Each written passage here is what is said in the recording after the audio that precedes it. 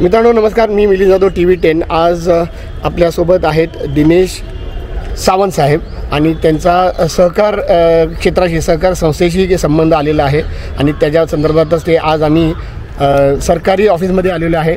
Body camera लावून आम्ही आलेलो आहे। कदाचित दिनेश सावंत साहेबांचा हा बॉडी कॅमेरा लावून ऑफिसमध्ये जायचा हा पहिलाच अनुभव असेल। सर, काय विषय होता आणि काय झालं TV10 सहित सगळं तुम्ही सगळं सांगा सर, तुमच्या नावासहित। नाही, आता कसं आहे, माझं नाव दिनेश सावंत आहे। इथं मी कल्याणी नगरला राहतो, पुण्यामध्येच। तर माझे 2 वर्षापूर्वी सहकार सहनिबंधक कार्यालय शिवाजीनगर साखर संकुल इथं केसेस टाकलेले। ही अर्धन्यायिक व्यवस्था आहे। तर अर्धन्यायिक व्यवस्था कशाला निर्माण करण्यात आली आहे की बाबा जलद रीतीने लवकरात लवकर सर्वसामान्यांना कमी खर्चामध्ये कमी वेळेत न्याय मिळावा। तर ही जी व्यवस्था आहे, आता माझी केसेस 2 वर्ष पेंडिंग आहे। तर 2 वर्ष पेंडिंग आहेत म्हणजे त्याचा अर्थ तुम्ही त्याच्यावर काही कार्यच करत नाही आहे। तुम्ही ॲटलिस्ट ते वाचले तरी का ते ॲप्लिकेशन काय आहे, आजच्या दिवसाचा काय तुम्हाला अनुभव आहे, काय झालं? आज आम्ही इकडं आलो सहकार आयुक्तांच्या तावरे साहेबांच्या ऑफिसच्या इकडं। इथं आम्हाला आवक जावक डिपार्टमेंटला पहिलं आम्ही लेटर सबमिट केलं। तर मित्रांनो, हे आवक जावक शाखा आहे, तुम्हाला इथं वर दिसतच असेल। त्या पद्धतीनं झालं काय? हां, तर आपण इथं अर्ज दिलेला आहे, काम केलेलं आहे आपलं। नाही साहेब तत्पर आपल्याला अशी तर लोक हवी आहेत। नाही, या आवक जावक डिपार्टमेंटचं मला एक फार चांगली गोष्ट आहे। इथं कधी पण अडवणूक होत नाही, लगेच काम, तत्पर काम, एकदम जबरदस्त। वा वा, आम्ही याच्यावर खुश आहोत। धन्यवाद धन्यवाद धन्यवाद सर। धन्यवाद सर। आपलं नाव सांगता का सर? आडेप अच्छा, आणि तुमची पोस्ट काय? Head clerk. ठीक आहे सर, तुम्हाला फक्त नियम सांगतो, कुठल्याही नागरिकाला कृपया करून अडवू नका, कारण का त्याला तो अधिकार आहे, म्हणजे नाही शूटिंग घेण्यासाठी। शूटिंग जर घेत असेल तर त्याला प्रमोट करा सर, कारण का तुम्ही काही चुकीचं करत नाही आहात। धन्यवाद सर, धन्यवाद। तर कमिशनर साहेबांकडे चाललो। हां, तिथं आम्हाला चांगला सहयोग मिळाला। नंतर तावरे साहेब मला वाटतं मुंबईला गेले, त्यांच्याकडे जबाबदारी असल्यामुळं, तर ते आज उपलब्ध नव्हते। मग नंतर ते त्यांच्या PNला भेटलो, गोरे साहेबांना। Yes sir. हे अरविंद गोरे साहेब आहेत, हे माननीय सहकार आयुक्त व निबंधक सहकारी संस्था महाराष्ट्र राज्य पुणे यांचे स्वीय सहाय्यक आहेत।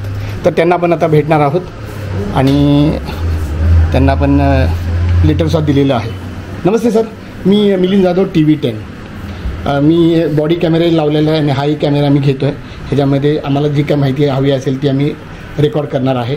तुमची काय हरकत आहे का सर? इश्यू काय आहे तुमचा? हां, बरं। लोकांना ह्या आम्ही जे ना काही तक्रार करते असतात, समजा आता आमच्याबरोबर हे आहेत दिनेश सावंत साहेब, त्यांचे काही अर्ज असतात, तर ते तक्रार करून त्याचं कसं फॉलोअप होतो, काय होतं, कसे अधिकारी चांगलं काम करतात हे आपण लोकांपर्यंत पोचवत असतो डायरेक्टली कॅमेरा घेऊन। तर कल्पना, आता आमचं काय विषय आहे की सहनिबंधक कार्यालय शिवाजीनगर साखर संकुल आहे, तिथं माझ्या 2 वर्ष झाले 2 केसेस पेंडिंग आहे। तर 2 वर्ष म्हणजे तुम्ही जी अर्धन्यायिक व्यवस्था जी आहे त्याचा मेन गाभाच असा आहे की तुम्हाला लवकरात लवकर न्याय मिळाला पाहिजे। जेवढे सगळे तुम्ही डॉक्युमेंट सगळे दिले म्हणजे पूर्ण न्यायिक व्यवस्थेमध्ये सुद्धा वर्षाच्या आतमध्ये निकाल लागतो। इथं 2-2 वर्ष झाले आमचे केसेस अडकले। तर अडकण्याचं कारण काय आहे हे मला जायचं म्हणजे, आणि त्यामध्ये काय कोणाचं स्वारस्य आहे अडकवण्याचं, हा माझा मेन विषय। शेवटी कसं आहे, मग आम्ही ह्या थरावर आलो की बाबा शेवटी आम्हाला तिथं काही न्याय मिळेल अशी काही आशा राहिली नाही आहे। त्यामुळं मग म्हटलं इथं साहेबांना भेटून जरा अवगत करावं की अशी अशी व्यवस्था आहे म्हणजे, आणि त्या व्यवस्थेला तुम्ही नियंत्रण कसं करता, म्हणजे फक्त ती स्वायत्त संस्था आहे तिकडची आणि त्यांच्यावर कोणी देखरेख करत नाही, नियंत्रण नाही आहे, सर्व्हिलन्स नाही आहे, रिपोर्ट मागवता की नाही मागवता, की बाबा किती केसेस पेंडिंग आहे। कारण आम्ही तिथे नेहमी जातो, लोक नुसतं लाईनीत बसलेले त्रस्त आहेत तिकडं, न्याय होतच नाही। म्हणजे न्याय न करण्याचं कारण काय? आणि माझ्या जो 2 केसेस आहेत या बिल्डरच्या विरोधातल्या केसेस आहेत। बिल्डरनी संस्थेची सहकार संस्था स्थापन झाल्यानंतर संस्थेची कॉमन प्रॉपर्टी विकलेली, सामायिक हे। आता ही फार म्हणजे एका वाक्यात तुम्हाला मी एक्सप्लेन केली, त्याच्याबद्दल डॉक्युमेंटल एव्हिडन्सेस आहेत। असं पण नाही आहे की बाबा तोंडी काय आहे, ते सगळं आम्ही त्यांना केलेलं आहे। ह्यामध्ये डिटेल आहे बघा, या अर्जामध्ये, या अर्ज दिलेला आहे ह्याच्यावर आम्हाला काही म्हणजे हे जाधव साहेब आहे त्यांनी दिलेलं आहे माझ्या वतीने. मी माझी NOC पण दिलेली आहे की बाबा हे करावं. म्हणजे ॲटलिस्ट आणि काय होतं की प्रत्येक वेळेस अंतिम सुनावणी आणि त्याचं काय होतच नाहीये पुढं. अंतच होत नाही. साहेब तर आज मुंबईला गेले साठी. आपण सुरवसे साहेब आहेत ॲडिशनल रजिस्ट्रार, त्यांच्याशी भेटून जरूर चर्चा करू शकतो. जरूर फार चांगलं सहकार्य मिळालं. आपला धन्यवाद. धन्यवाद सर. सर हे मी यूट्यूबवरचं पोस्ट करणार आहे. तुम्ही फार चांगलं सहकार्य केलं सर. आपलं नाव आणि पोस्ट सांगता का सर? अरविंद गोरे, मी मान्य सहकार्य यांचे COS आहे. धन्यवाद सर. धन्यवाद. गेडाम साहेब होते ना? ओके, ते रिटायर झाले का? Thank you sir. आपल्याला भेटून आनंद वाटला. त्यांनी चांगलं मार्गदर्शन केलं. मग त्यांनी काय सांगितलं, तुमचा विषय जरा सुरवेसे साहेब जे आहेत त्यांनाशी तुम्ही बोलून घ्या आणि त्यांना सांगा, मग ते दखल घेतील.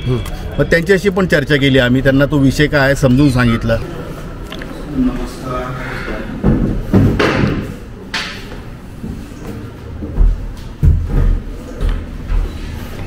नमस्ते सर, मी मिलिंद जाधव, TV 10.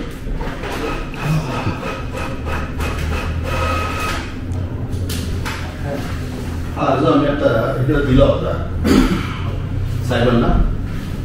त्याच्या आधीचा अर्ज पत्र सहनिबंध कार्यालयामध्ये दिलेला आहे. सहनिबंध का शिवाजीनगर. ठीक आहे, मी इथं उभा आहे. नाही सर, हा बॉडी कॅमेरा तर माझा चालू असतो आणि नाही तुमचं काय ऑब्जेक्शन असेल किंवा तुमचं नाही ते विचारा ना सर. कॅमेरा विचारलं तर काय हरकत आहे? तुमच्याकडे सर CCTV आहे का सर तुमच्याकडं? मग सर हे आमच्या प्रोटेक्शनसाठी आहे सर. तर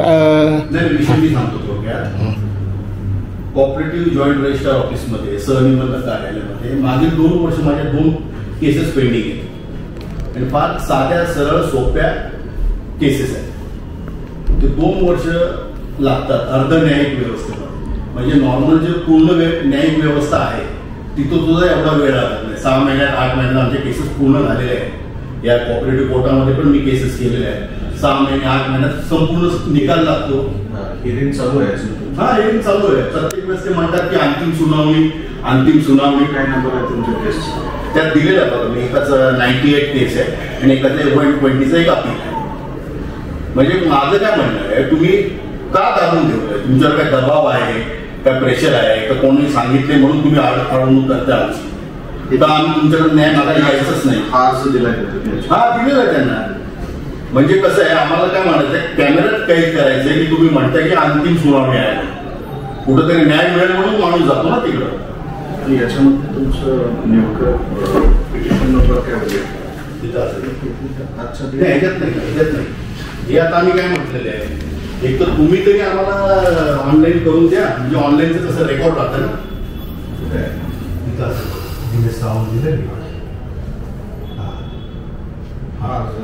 हा 2 आहे, 98 आहे आणि 120 आहे. ठीक आहे. हा हो, माझं म्हणणं सरळ आहे, अडवणूक का करा बस एवढं माझं म्हणणं. न्याय मिळेल आमचं काय म्हणणं आहे. नाही, निर्णय द्यायलाच पाहिजे. 2 वर्ष झाले साहेब. नाही, दुसरी गोष्ट मला काय म्हणायचं आहे, ते जे सहनिबंध कार्यालयामध्ये जे करतात त्यांच्या जे केसेस चालतात त्याचं रेकॉर्ड तुम्ही इकडे व्हेरीफाय करता, निरीक्षण करता की काय रिपोर्ट मागवता की नाही मागवता? आम्ही केसेस म्हणजे असं मंथली रेकॉर्ड नाही तुमच्याकडे की बाबा येतंय नाही येतंय की त्यांच्याच म्हणजे मर्जीवर चालणार? आम्ही कॉल करत असतो. नाही, आमचं काय म्हणणं आहे, ऑफिशियल रेकॉर्ड माहिती पाहिजे. त्याशिवाय तुम्हाला ही पेंडन्सी काढणार नाही. दिवसाला 100 केसेस. 23 चे का? हा, 2023 चे 98 आणि 100. ठीक आहे, विचार मी त्यांच्याशी लगेच चर्चा करून. म्हणजे 11:30 वाजता एक VC आहे. मी त्यांच्याशी बोलतो. ठीक आहे, थँक्यू, धन्यवाद. आपलं सहकार्य मिळालं होतं आणि या सगळ्या गोष्टी आता आम्ही TV 10 वर पण आम्ही टाकणार आहोत. ठीक आहे सर, थँक्यू. तुम्हाला याच्यातलं झेरॉक्स पाहिजे तर काढून घ्या ना. सांगू त्यांना. धन्यवाद सर, सहकार्य झालं तुमचं आणि ठीक आहे sir. Thank you sir. Thank you sir. Thank you sir. Thank you sir. Thank you very much sir.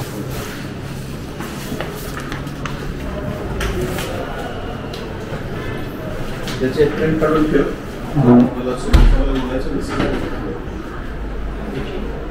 जी कागदपत्र होते त्यांचे झेरॉक्स काढून त्यांना दिल्या, तर त्यांचं पण चांगलं सहकार्य होतं. ते पण चांगले अधिकारी वाटले. ते म्हटले की मी वैयक्तिकरित्या बोलतो, 2-2 वर्षाचं केसेस पेंडिंग राहणार असतील तर या व्यवस्थेचा फायदा काय? म्हणजे तुम्ही आमची बेसिकली अडवणूक करताय.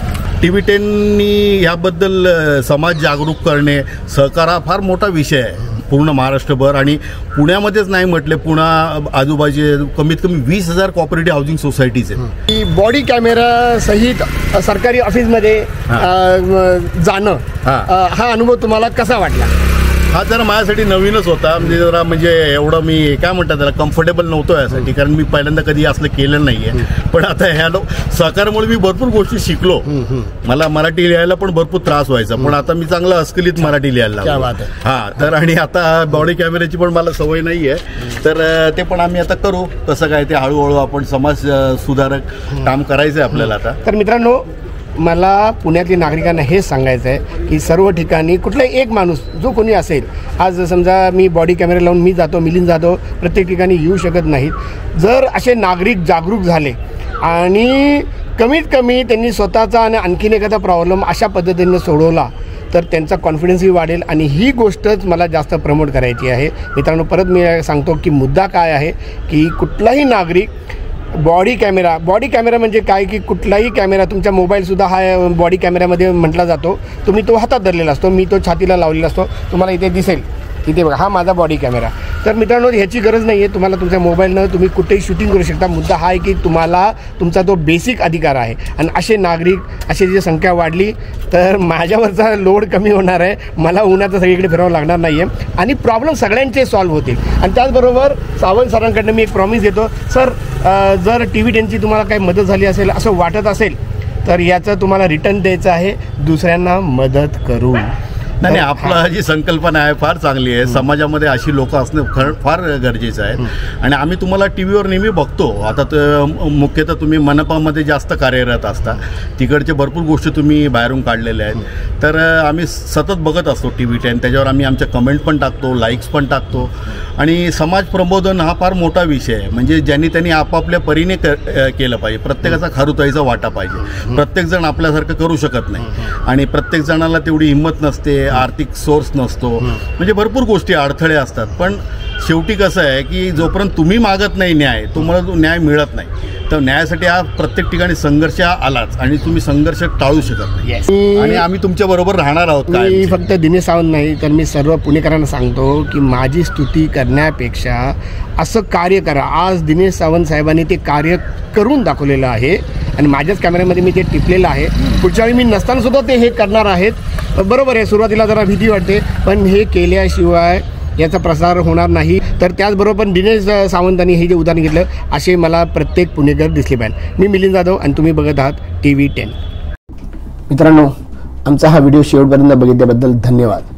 तुम्हाला हा व्हिडिओ कसा वाटला हे खाली कॉमेंट बॉक्समध्ये आम्हाला नक्की कळवा. धन्यवाद.